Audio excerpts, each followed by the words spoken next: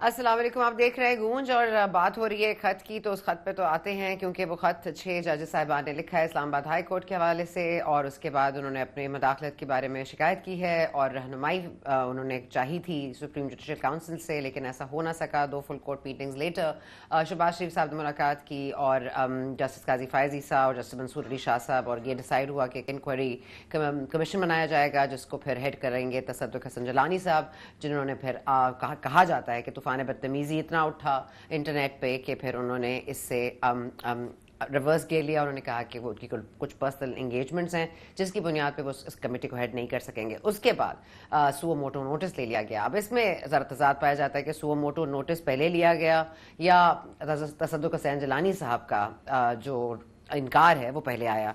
लेकिन बहरहाल अब मामला 7 मेंबर बेंच के हाथ है और पाकिस्तान तहरीक इंसाफ अभी भी कह रही है कि फुल कोर्ट बेंच तश्कील दे दिया जाए, लेकिन अगर वो अपील में जाना चाहेंगे उसके बाद कुछ फैसले के बाद, तो वो बेहतर यही है कि अभी 7 मेंबर बेंच इस समात को सुने। और साथ साथ अब हम ये भी देख रहे हैं कि कुछ हवाओं का रुख तब्दील होता है। कभी कभार ऐसी जगह हवाएं चलना शुरू हो जाती हैं जहाँ हवाएं बंद हो गई थी, तो अब ऐसे हो रहा है कि तोशा खाना जो ओपन एंड शट केस था, जिसके ऊपर हमने इतनी बेशुमार प्रेस कॉन्फ्रेंसेस सुनी और घड़ी चोर और ये और वो, और उसके बाद तोशा खाना में मुअत्तल कर दिया गया है। 14 साल की सजा जिनको सुनाई गई थी बुशरा बीबी और इमरान खान साहब को, और लग यही रहा है कि शायद कोई बातचीत का दरवाज़ा भी खुल गया है, कुछ प्रेशर टैक्टिक्स ज़रा बढ़ गए हैं। और साथ साथ हमने देखा कि आज पेशावर हाई कोर्ट ने 51 केसेस में, एटलीस्ट 51 केसेस में राहदारी जो ज़मानत है वो मंजूर कर ली है हमाद अजहर की।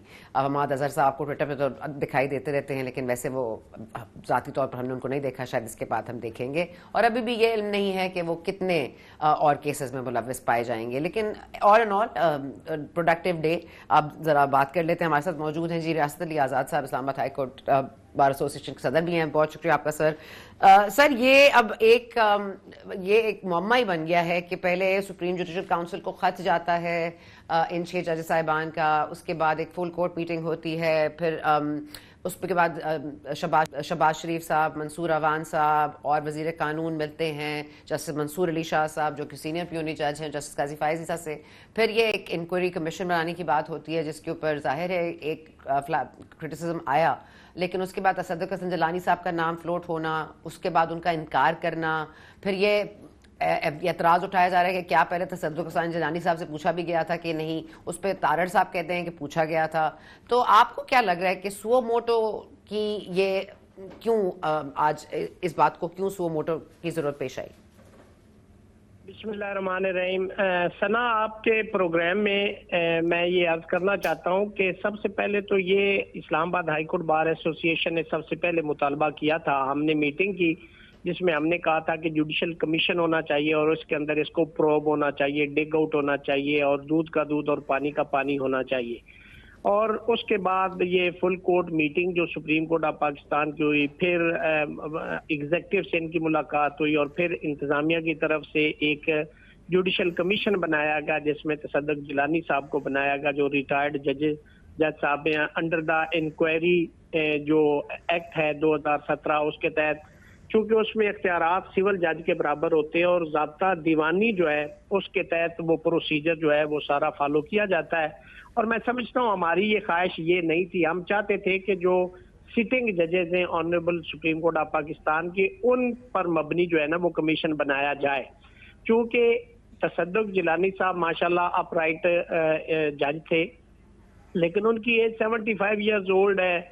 और दूसरा ये है कि पूरे मुल्क के अंदर पब्लिक का ओपिनियन भी ये था कि ये कमीशन ठीक नहीं है, रिटायर्ड जज साहब है और 6 जजेस सर्विंग हैं, वो कैसे उनके सामने पेश होंगे। वकला बरादरी के अंदर भी इस पे तशवीश थी और मुल्क पूरा एक हिजान की सूरत हाल थी। और मैं समझता हूँ कि चूंकि सुप्रीम कोर्ट ऑफ पाकिस्तान का सुओ मोटो लेना एक ऐसा इकदाम है, हम भी ये चाहते थे कि ऐसा कमीशन हो या सुप्रीम कोर्ट जुडिशल साइड पे इसको देखे। चूंकि जो खत लिखा गया था वो तो आर्टिकल 2 और 9 के तहत लिखा गया था, सब आर्टिकल 5 के तहत। वो उसमें ये है कि उसमें तो सिर्फ जजेस साहबान का कंडक्ट देखा जाता है, उनका मिसकंडक्ट के हवाले से गवर्न करते हैं। लेकिन उसके साथ साथ जो सुप्रीम जुडिशल काउंसिल है وہ کوڈ آف کنڈکٹ بھی ججز کا بناتی ہے. تو ججز صاحبان نے خط بیسیکلی چیف جسٹس صاحب کو اور سپریم جوڈیشل کونسل کو لکھا کہ اس پہ چونکہ یہ انپریسیڈنٹڈ واقعہ ہوا ہے جوڈیشل ہسٹری آف پاکستان اور ایون ان دا ورلڈ، کہ اس پہ کوئی لا نہیں ہے، رولز نہیں، تو ہماری رہنمائی کی جائے کہ کیا کیا جائے. تو میں سمجھتا ہوں کہ ہم بھی یہ چاہتے تھے، وکلا برادری بھی یہ چاہتی تھی کہ ایسا کمیشن ہو جس پہ کوئی کوشچن نہ کر سکے، کوئی انگلی نہ اٹھا سکے. تو سپریم کورٹ نے آج سو موٹو لے کے جو آرٹیکل 184 سب آرٹیکل 3 ہے کانسٹیٹیوشن آف 1973 کا، کہ کوئی بھی پبلک امپورٹنس کا ایشو ہو تو اس پہ سپریم کورٹ جو ہے وہ سو موٹو لے سکتی ہے. تو ہم اس کو اپریشیٹ کرتے ہیں. اور جہاں تک آپ کے سوال کا یہ تعلق ہے کہ چونکہ اس پہ یہ بھی کہا جا رہا ہے کہ جی فل کورٹ ہونی چاہیے، تو فل کورٹ اس لیے بھی نہیں ہو سکتی کہ جو پروسیجر اینڈ پریکٹس ایکٹ بنا تھا اس کے تحت اپیل بھی پرووائڈڈ ہے کہ اگر سو موٹو میں کوئی ڈیسائیڈ ہوگا تو وہ اپیل بھی اس کو ریمیڈی دی جائے گی. اور اگر سارے ججز اس میں بیٹھ جائیں گے تو پھر اپیل کہاں لائی کرے گی، اور اس اپیل کے بعد پھر ریویو کا آپشن ہوتا ہے. تو میں سمجھتا ہوں کہ ابھی بھی جو سپریم کورٹ نے انڈر آرٹیکل 184(3) پروسیڈنگ انیشیٹ کی ہے، اس میں بھی میں ابھی ویسے میں 100% نہیں کہہ سکتا، لیکن مجھے لگتا ایسے ہے کہ چونکہ اس میں ایویڈنس کو کلیکٹ کرنے کی بھی ضرورت پڑے گی، گواہ بھی پیش ہوں گے جن پہ یہ الیج کیا جا رہا ہے ایلیگیشن انٹرفیرنس کا، ان کو بھی سنا جائے گا، نوٹس کیا جائے گا، ان کا بھی موقف لیا جائے گا. تو جب کوئی بطور گواہ آئے گا تو پھر اس پہ کراس ایگزامن ہوگا. اور جو سپریم کورٹ ہے وہ ٹرائل کورٹ نہیں ہے، تو لہٰذا ان چیزوں کو ویریفائی کرنے کے لیے کمیشن کی ضرورت پڑے گی. ممکن ہے کہ انیشل پروسیڈنگ کے بعد ایک جوڈیشل کمیشن اور بنا دیا جائے جس میں سٹنگ ججز آف سپریم کورٹ ہوں، تاکہ وہ ساری ایویڈنس جو ہے وہ کلیکٹ کرے اور اس کے بعد اپنی ریکمنڈیشن جو ہے وہ سپریم کورٹ آف پاکستان کو بھیجے، اور سپریم کورٹ پھر اس کو under article 184 sub article 3 judicial side پہ اس کو سنے.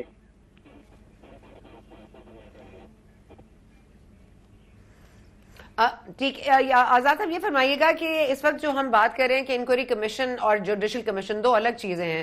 انکوائری کمیشن کا مطالبہ کیا جسٹس قاضی فائز عیسیٰ اور جسٹس منصور علی شاہ صاحب کے تحت ہوا تھا، انہوں نے کیا تھا، یا یہ تجویز تھی جو شہباز شریف صاحب نے یا منصور عوان نے یا طارق صاحب نے جو اس میٹنگ میں موجود تھے؟ کیا آپ کو اس کی کلیئرٹی ہے کہ کس نے اس انکوائری کمیشن کا مطالبہ کیا تھا؟ سنا اس میں جو انکوائری اینڈ کمیشن ایکٹ جو ہے نا، اس کے تحت وہ جوڈیشل کمیشن ہو یا انکوائری کمیشن، اس کو کہے نام ایک ہی ہے، لیکن اس میں آواز میں ڈسٹرپشن آ رہی،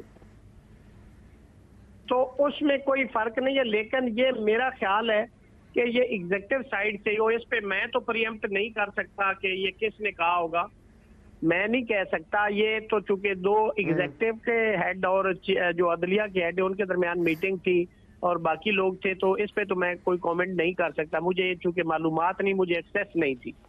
لیکن یہ ہے کہ چونکہ اس میں انتظامیہ نے یہ بنایا ہے تو اسی لیے اس پہ شاید کریٹیسزم بھی زیادہ آیا ہے. اور جوڈیشل سائڈ پہ اگر اس کو ٹیک اپ کیا گیا تو میں کہتا ہوں کہ کریٹیسزم کم ہوگا، اور ہمیں بھی بڑی احتیاط سے لینا ہے اس کے اندر کام، کہ دو اداروں کا معاملہ ہے، ملک کی سوورینٹی ایٹ سٹیک ہے اور جوڈیشری کے کمپرومائز ہونے کی ہے. ججز کو آئی تھنک سو کہ اس طرح کر کے تو ان کو کمپرومائز کی پوزیشن پہ مت لائیں. پولیٹیکل پارٹیز کو بھی یہ سوچنا ہے، لوگوں کو بھی کامنٹ کرتے ہوئے کہ یہ ایک حساس معاملہ ہے، اس کو اس کی نوعیت اور حیثیت کے مطابق اس کے اوپر کامنٹ بھی کرنا چاہیے اور آگے لے کے چلنا چاہیے. اچھا آزاد صاحب، یہ جو بار بار بات ہو رہی ہے کہ عدلیہ کمپرومائز ہو جاتی ہے، پریشر آتا ہے، پھر جس طرح سے انہوں نے ایک ایک مثال بھی دی ہے، ابڈکشن سے لے کر کیمروں تک یہ معاملات سارے ہوئے ہیں، لیکن پھر کرٹیسزم آتا ہے کہ یہ کون سے کیسز سن رہے تھے یہ ججز صاحبان، ایسے کون سے کیسز پر ان کو پریشر آ رہا تھا، یہ بھی نکالا جائے، یہ بھی فائنڈنگز ہونی چاہیے کہ کون سے کیسز ہیں پرٹیکولرلی کس کو فائدہ یا نقصان دے سکتے ہیں، پریشر کس لیے آ رہا تھا. آپ کو لگتا ہے اس ڈیٹیل میں جائے گی سپریم کورٹ، اور کیا یہ اس کا دائرے میں آئے گا، یا آپ سمجھتے ہیں کرمنل پروسیڈنگز کے دائرے میں آ جاتا ہے؟ دیکھیں اس میں تو اسلام آباد ہائی کورٹ پاکستان کی تمام ہائی کورٹ سے زیادہ سینسٹیو اور امپورٹنٹ کیسز سن رہی تھی، جس کے اندر بہت سارے پولیٹیکل کیسز بھی تھے. تو آئی تھنک سو کہ اسی حوالے سے اگر کوئی انٹرفیرنس ہے، کسی کی چوری کی ہے کسی کا کوئی مرڈر کا کیس ہے یا کوئی ریٹ پٹیشن ہے کوئی عام سٹیزن آف پاکستان کے، اس کے اندر تو یہ ممکن ہی نہیں ہے. اگر ہو سکتا ہے اگر ایسی کوئی بات الیج کی جا رہی ہے تو وہ تمام پولیٹیکل کیسز ہیں آئی تھنک سو، جیسے کہ ایک پولیٹیکل پارٹی کے کیسز موسٹلی وہاں پہ پینڈنگ پڑے ہوئے، تو آئی تھنک سو اس سے ریلیٹڈ ہو سکتا ہے کہ جی انٹرفیئرنس کی گئی ہو یا پریشرائز کیا گیا ہو یا کوئی ایسی صورتحال ہو. اچھا، دائرہ کار کیا بنایا جائے؟ مطلب کہاں تک ہم پیچھے لے کے جائیں؟ کیا ہم اس کو اسی خط سے شروع کریں، یہاں کی مداخلت سے شروع کریں، یا پھر جس طرح پی ایم ایل این کہتی ہے جی نواز شریف صاحب کے کیس میں جو پاناما سے اقامہ نکلا اور 2017 سے شروع کریں، پھر 2017 سے شروع کریں تو لوگ کہیں گے 2014 سے بھی شروع کریں. اب یہ پینڈورا باکس کھولنے کی بات اگر کی جائے گی تو ہم پک اینڈ چوز تو نہیں کر سکتے. تو یہ کون ڈیفر کرے گا یا یہ کون ڈیٹرمن کرے گا کہ کون سے کیسز ہونے چاہیے اور کہاں سے شروعات ہونی چاہیے؟ کیا یہاں سے یا 2017 سے؟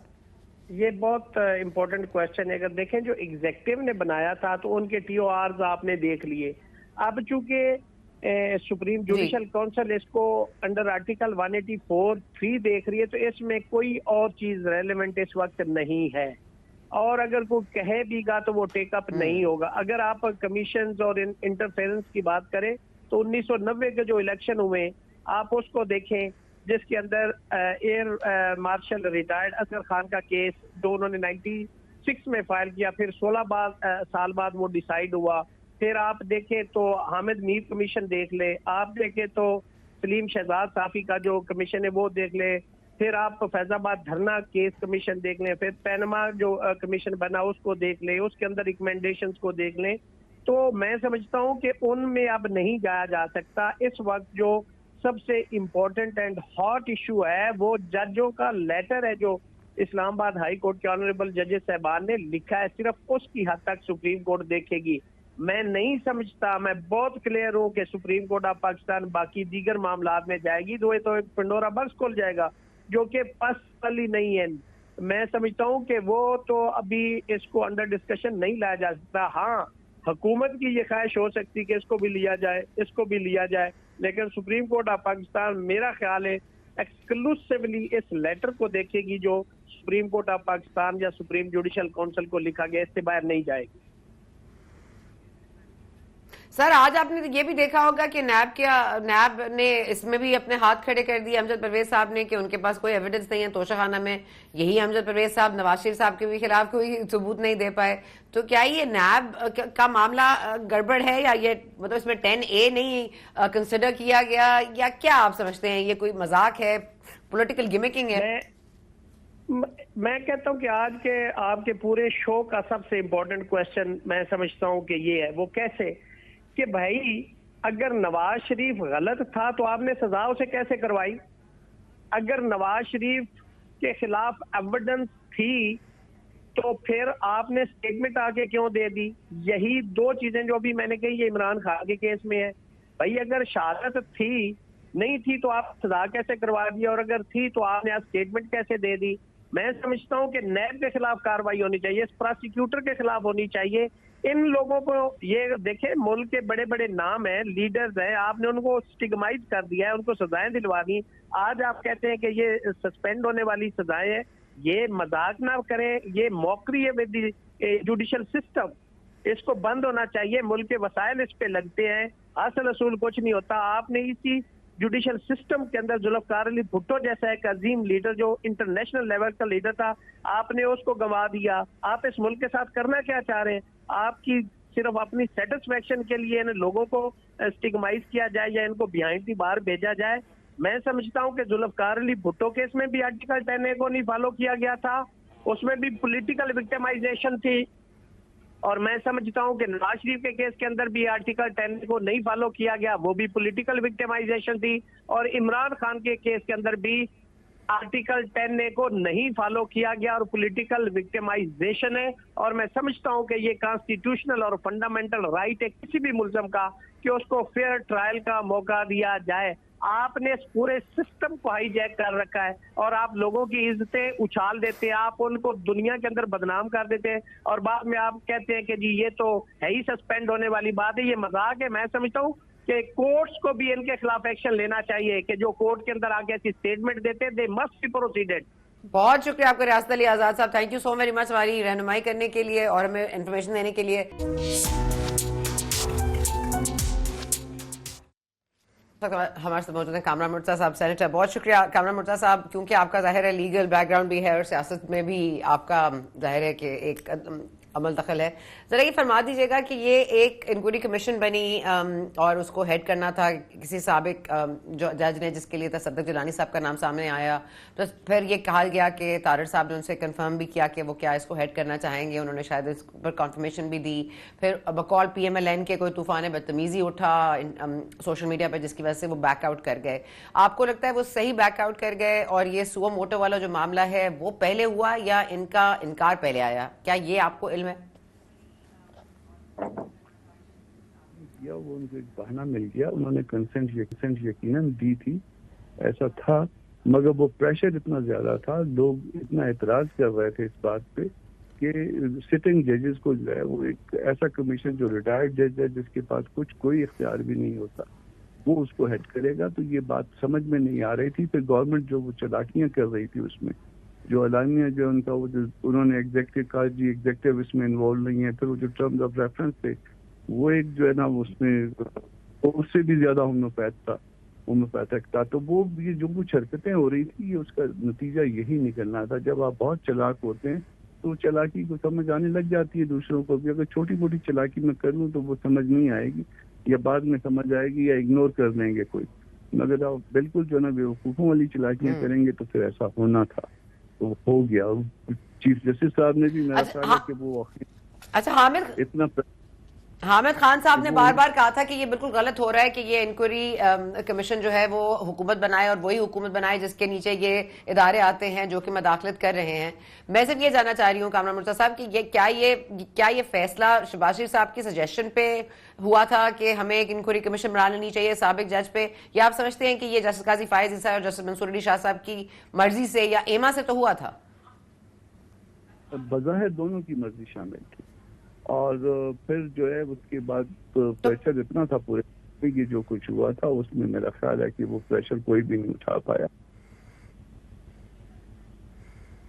پڑا اسی کے لیے حسن رضا پاشا صاحب, آپ اس پہلے دن ہم نے یہ چیز ڈسکس کی تھی, آپ میرے ساتھ تھے اور ہم نے کہا تھا یہ ایک انپریسیڈنٹڈ چیز ہو رہی ہے ہسٹوریکلی پاکستان میں کہ 6 جج صاحبان مثالوں کے ساتھ بتا رہے ہیں کہ وہ کس طرح سے ان کے اوپر پریشر ڈالا جاتا ہے.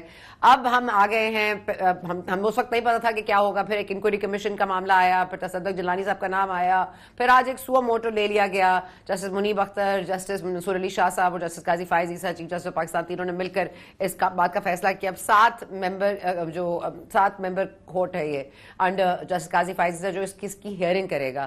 Now we are on the right track یا بیچ میں ہم ڈی ٹریک ہو گئے تھے؟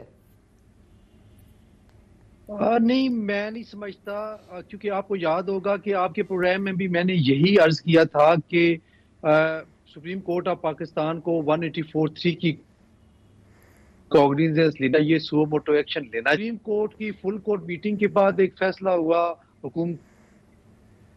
حکومت کو انہوں نے بلایا, chief executive of the country, پھر وہاں پہ ڈیسیژن لیا. تو ہم نے کہا ٹھیک ہے, اگر یہی ہے مین یہ تھا کہ کچھ جب ہوا یہ کہ جب یہ کوئی پریشر بڑھا سوشل میڈیا کا, تو پھر شاید یہ خیال آیا کہ ٹھیک ہے جی ہم سو موٹو لے لیتے ہیں, اور پھر 3 رکنی کمیٹی بیٹھی اور آج انہوں نے لے لیا. اور اس کی تھوڑی دیر خبر آئی کہ جناب جو کمیشن کے چیئرمین جناب جسٹس تصدق جیلانی صاحب انہوں نے ریکیوز کر دیا. اینی ویز اس پہ بھی ہم خوش ہیں. ہم یہ چاہتے ہیں کہ یہ کم از کم ڈٹرمن ہو سکے کہ جو 6 جج صاحبان نے ایک مختلف باتیں کی ہیں اور ایک چیز سامنے لے کر آئے ہیں, تو اس کی تحقیقات بھی ہونی چاہیے اور وہ سرفیس پہ لانی چاہیے وہ انسٹیٹیوشنز, وہ انڈیویجولز کے جو اس طرح کے کام کرتے ہیں. تو میرا خیال ہے کہ بدھ والے دن تک انتظار کریں, دیکھتے ہیں کہ کیا طریقہ کار اپنائیں گے. لیکن ایک چیز اس میں بڑی امپورٹنٹ ہے کہ کیا سپریم کورٹ آف پاکستان کا یہ 7 ممبرز بینچ خود انکوائری کرے گا, انویسٹیگیشن کرے گا, یا کیا طریقہ کار کرے گا؟ چونکہ اس سے پہلے جو 184(3) کی کیسز کی کوگنیزنس لی انہوں نے, اس میں پیناما کیس ہے جس میں انہوں نے جے آئی ٹی بنائی, اس کی رپورٹ پہ معاملے کو نیب کی طرف بھیجا گیا. پھر عرش شریف مرحوم کیس ہے, اس پہ بھی 184(3) کی کاگنیزنس لی, لیکن ساتھ ہی میٹر جے آئی ٹی کو بھیج دیا.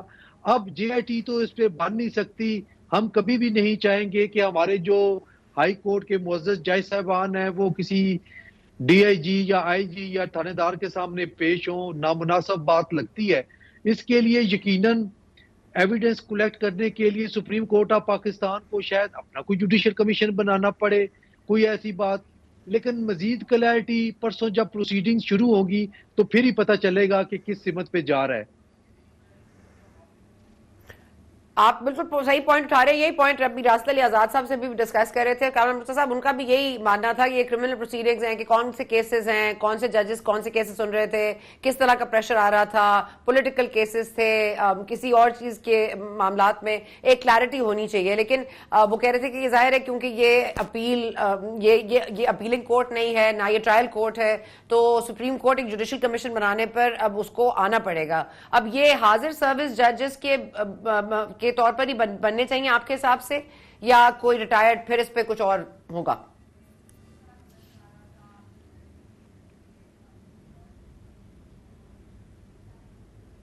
کامران مرتضیٰ صاحب,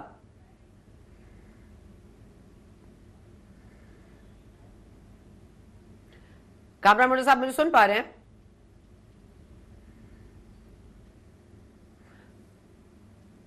کامران مرتضیٰ صاحب کی آڈیو کا کچھ مسئلہ ہو رہا ہے. ٹھیک ہے, حسن رضا پاشا صاحب, اگر آپ مجھے سن پا رہے ہیں تو آپ مجھے بتائیں گے کہ کیا پھر یہ حاضر سروس ججز کے اوپر ہی بنے گا جوڈیشل کمیشن؟ آپ کی کیا دانست کہتی ہے اس میں؟ یہ کوئی ضروری نہیں ہے, چونکہ آپ دیکھیں کہ آج کا جو یہ فیصلہ ہے سو موٹر لینے کا, یہ 3 رکنی کمیٹی کا فیصلہ ہے جس میں 7 ممبرز کا بینچ بنا ہے. اور اب آپ دیکھیں کہ پریکٹس اینڈ پروسیجر ایکٹ 2023 میں یہ اپیل کی بھی پروویژن دی. میرا خیال ہے اسی لیے 7 ممبرز کا بینچ رکھا ہے سپریم کورٹ نے, کیونکہ اگر کوئی بھی پارٹی اس فیصلے کے ایگریو ہوتی ہے تو پھر اس کو اپیل کا حق ملے گا, جو کہ ان ججز کے روبرو نہیں آئے گا بلکہ 8 دیگر جج صاحبان کے پاس آئے گا جو کہ اس بینچ کا حصہ نہیں ہے. تو میرا نہیں خیال کہ ان میں سے کوئی نکال کے کمیشن بنائے. پتہ نہیں اب کیا صورتحال بنتی ہے, لیکن کمیشن جوڈیشل بنانا پڑے گا, چاہے وہ حاضر سروس جج ہو یا ریٹائرڈ ججز ہوں. لیکن ٹی او آر اس کے ایڈمیٹڈلی وہ سپریم کورٹ آف پاکستان کا یہ 7 رکنی بینچ ہی بنائے گا کہ ان ٹی او آرز پہ وہ کمیشن جو ہے وہ پروسیڈنگ شروع کرے. کامران مرتضیٰ صاحب, آپ کا اوپینین جاننا چاہوں گی. کمیشن بنے لیکن جوڈیشل بنے, چاہے وہ ریٹائرڈ سروس ججز ہوں یا حاضر سروس ججز ہوں, کیا آپ سمجھتے ہیں کوگنیسنس ود دیٹ؟ اور یہ پھر کیونکہ سپریم کورٹ ہے, یہ سپریم کورٹ کا 7 ممبر بینچ ہے, یہ ٹرائل کورٹ نہیں ہے, یہ اس لیے ان کو ایک جوڈیشل کمیشن کی ضرورت پڑے گی. آپ کو لگ رہا ہے کہ یہ حاضر سروس ججز کا بنے گا یا کوئی فرق نہیں پڑتا؟ دیکھیے, بات یہ ہے کہ یہ سپریم کورٹ ٹیسٹ میں ہے, سپریم کورٹ کا اپنا ٹیسٹ شروع ہو گیا ہے, اور اگر سپریم کورٹ جو ہے نا اس پہ عہدہ برا پراپرلی نہیں ہوگی تو سپریم کورٹ پہ یہ انگلیاں اٹھیں گی. اب 6 ججز سامنے آ گئے ہیں, یہ صرف 6 ججوں کا معاملہ نہیں ہے, یہ بہت سارے ججوں کا معاملہ ہے, اداروں میں بہت سارے بیٹھے لوگوں کا معاملہ ہے جن کو دستور کے منافی جو ہے وہ کام پہ مجبور کیا جاتا ہے. تو یہ سپریم کورٹ کو میرا خیال ہے وزن خود اٹھانا چاہیے, جس طرح سے بھی اٹھائیں, جو بھی طریقہ کار اس کا طے کریں, مگر یہ ان کے اوپر بہت بڑی ذمہ داری آ گئی ہے, اور اگر اس ذمہ داری کو کہیں پہ شفٹ کرنے کی کوشش کی گئی تو میرا خیال ہے کہ اس کو پبلک ایکسیپٹ نہیں کرے گی. یہ پہلے بھی پبلک اوپینین جو ہے اس میں ون آف دی فیکٹر ہے جس کی وجہ سے جو ہے وہ سپریم کورٹ کو سو موٹو لینا پڑا ہے, ورنہ باقی جو کچھ پہلے ہوا تھا وہ تقریباً میرے اپنے اندازے کے مطابق کنسنٹ کے ساتھ ہوا تھا. تو وہ اب کسی اور طرح سے اس کو وہی کام کرنے کیا گیا جو پہلے ہوا تھا, تو یہ پھر کورٹ کے اگینسٹ جو ہے نا وہ ایک بہت بڑا جو ہے نا وہ لوگوں کی رائے جو ہے وہ ڈیولپ ہوگی. کورٹ کو اس سے اوائڈ کرنا چاہیے. لیکن سر اس پریشر سے ایک فائدہ تو ہوا کہ امجد پرویز صاحب کو یہ ریئلائز ہو گیا کہ کوئی ایویڈنس نہیں ہے توشہ خانہ میں. یہی ایویڈنس ان کو نواز شریف کے کیس میں نظر آئی تھی, پھر نظر نہیں آئی. تو مطلب ان کی کوئی بینائی کے لیے ہم کوئی دعا کریں, یا وہ پریشر جو کبھی اب ججز پہ آ رہے ہیں, پہلے نیب پہ تھا, مطلب یہ کس قسم کا مذاق ہو رہا ہے اس ملک کے ساتھ؟ سر میں نے ان کے لیے نشان حیدر جو نا شہداء کے لیے جو سب سے بڑا اعزاز ہے, نشان حیدر تجویز کیا ہے. پھر نیب کو جو ہے نا اس کے ایک بڑا سا تالا لگا کے, وہ دیسی پرانے تالے ہوتے تھے نیب کے اوپر لگا کے, اس کے اوپر جو ہے نا وہ بند کر دینا چاہیے. اگر اس طرح سے کنسیشن جو ہے نا, حالانکہ کیس نہیں بنتا, کیس جو ہے ریمانڈ کا بنتا ہے, یہ بات درست ہے, غلط طور پہ ٹرائل ہوا, مگر جو ہے نا وہ جب آپ کو جب ٹرائل کرنا تھا تو وہ آپ نے جو ہے نا وہ 5واں گیئر لگایا ہوا تھا کہ پتہ نہیں ٹربو لگایا ہوا تھا, اور جب اس وقت جب کہیں پہ کوئی سیٹلمنٹ کی بات چل رہی ہے تو پھر آپ کنسیشنز دے رہے ہیں. یہ جو ہے نا وہ ملک کے ساتھ مذاق بند کیا جائے. سر ہواؤں کا رخ یعنی کہ تبدیل ہو رہا ہے.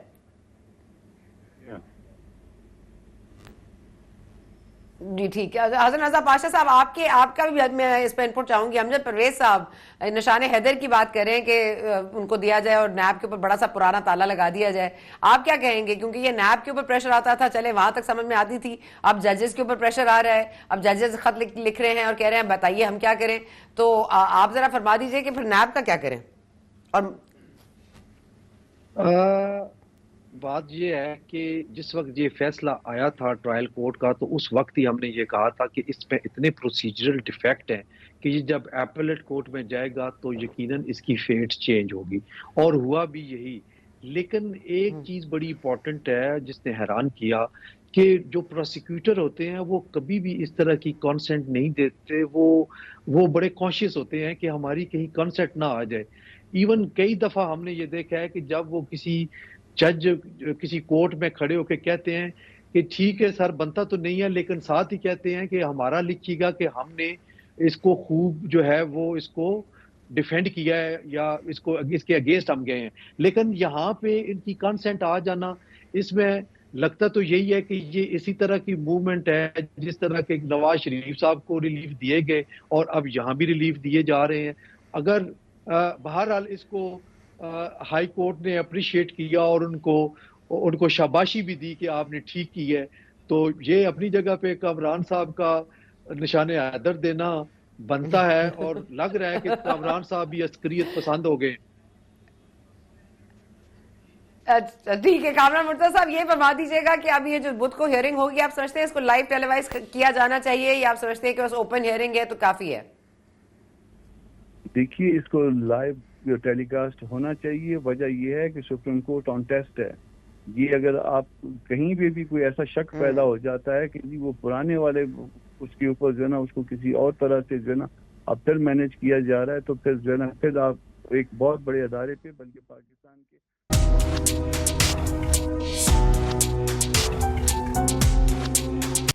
پاکستان کے بہت سارے مسائل ہیں, معیشت سمیت اور بھی بہت سارے مسائل ہیں, بارڈرز کے مسائل ہیں, افغانستان کے مسئلے ہیں, جس پہ آج خواجہ آصف حسن بھی کہا ہے کہ جب تک یہ معاملات چلتے رہیں گے ایسے ہمارے پاس آپشنز کم ہوتی جا رہی ہیں افغانستان سے ڈیل کرنے کے لیے. لیکن ظاہر ہے ایک اور مسئلہ بھی درپیش ہے, وہ ہے مداخلت کا, اور جج صاحبان نے یہ خط لکھا ہے جس کے اوپر بدھ کو باقاعدہ سماعت شروع کی جائے گی. کیا ہوتا ہے وہ آپ کو ہم بتاتے رہیں گے. Keep you posted. آپ نے آج پروگرام دیکھا, شکریہ. We'll see you tomorrow.